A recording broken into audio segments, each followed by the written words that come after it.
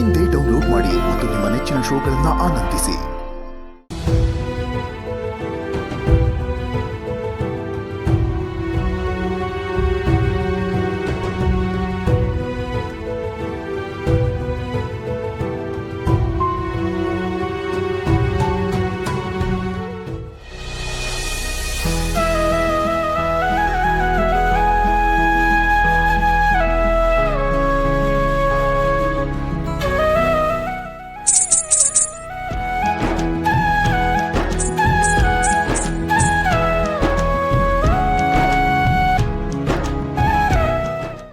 ಬೆಳಿಗ್ಗೆನು ಖುಷಿಯಿಂದ ಕುಂದಾಡ್ಕೊಂಡು ಓಡಾಡ್ತಾ ಇದ್ದೆ.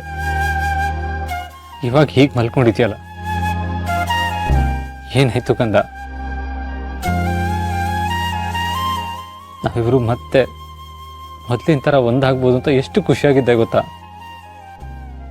ಆದರೆ ನಾವಿಬ್ರು ಒಂದಾಗೋದು ಆ ದೇವ್ರಿಗೂ ಇಷ್ಟ ಇಲ್ಲ ಅಂತ ಅನ್ಸುತ್ತೆ.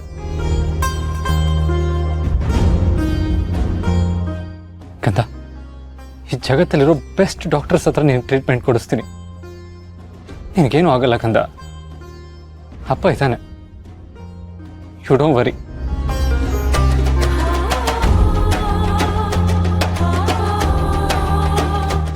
ಶರತ್, ಅಪ್ಪ ಹಿತ ಸರಿ ಹೋಗ್ತಾಳಲ್ವಾ? ಖಂಡಿತ ಸರಿ ಹೋಗ್ತಾಳಪ್ಪ. ಇನ್ಫ್ಯಾಕ್ಟ್ ನಾನು ಅದನ್ನೇ ಹೇಳೋಣ ಅಂತ ಬಂದೆ. ನೀನು ಹಿತನ ದುರ್ಗಾಪುರಕ್ಕೆ ಕರ್ಕೊಂಡೋಗು. ಅಲ್ಲಿನ ದೇವಿ ತುಂಬ ಪವರ್ಫುಲ್. ಅವಳ ಅನುಗ್ರಹದಿಂದ ಹಿತಾಗೆ ಪ್ರಜ್ಞೆ ಬರುತ್ತೆ ಅನ್ನೋ ನಂಬಿಕೆ ನನಗಿದೆ. ಅಪ್ಪ, ಇವಾಗ ನಾವು ಹಿತನ ಕರ್ಕೊಂಡು ಹೋಗ್ಬೇಕಾಗಿರೋದು ದೇವಿ ಹತ್ರ ಅಲ್ಲ, ಒಳ್ಳೆ ಡಾಕ್ಟರ್ ಹತ್ರ. ಡಾಕ್ಟರ್ಸ್ನ ಬೇಕಾದರೆ ಅಲ್ಲಿಗೆ ಬರೋಕ್ಕೆ ಕೇಳು. ಆದರೆ ಹಿತನ್ನ ಮೊದಲು ದುರ್ಗಾಪುರಕ್ಕೆ ನೀನು ಕರ್ಕೊಂಡು ಹೋಗಲೇಬೇಕು. ಬಟ್ ಇವಳನ್ನ ಅಲ್ಲಿ ಕರ್ಕೊಂಡು ಹೋಗೋದ್ರಿಂದ ಏನು ಪ್ರಯೋಜನ ಅಪ್ಪ? ಹಿತನ ದೇವಸ್ಥಾನಕ್ಕೆ ಕರ್ಕೊಂಡು ಹೋದ್ರೆ ಅವಳು ಹೇಗೆ ಹುಷಾರಾಗ್ತಾಳೆ? ಅವಳಿಗೆ ಇವಾಗ ಬೇಕಾಗಿರೋದು ಒಳ್ಳೆ medical science help. Science help ತಗೊಳ್ಳೋಣ ಶರತ್. ಆದರೆ ಕೆಲವು ಸಲ ಸೈನ್ಸ್ಗಿಂತ ಹೆಚ್ಚಾಗಿ ನಮ್ಮ ನಂಬಿಕೆ ಕೆಲಸ ಮಾಡುತ್ತೆ. ನೋಡು, ಈ ವಿಷಯದಲ್ಲಿ ವಾದ ಬೇಡ. ನಾನು ಹೇಳಿದ್ನಲ್ಲ, ಡಾಕ್ಟ್ರನ್ನ ಅಲ್ಲಿ ಕರೆಸು.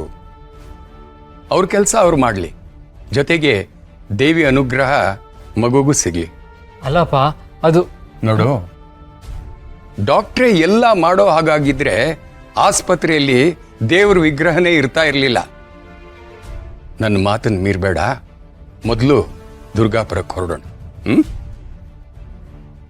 ಇದು ನನ್ನ ಆರ್ಡರ್ ಅನ್ಕೋ. ದುರ್ಗಾಪುರಕ್ಕೆ ಹೊರಡೋಣ.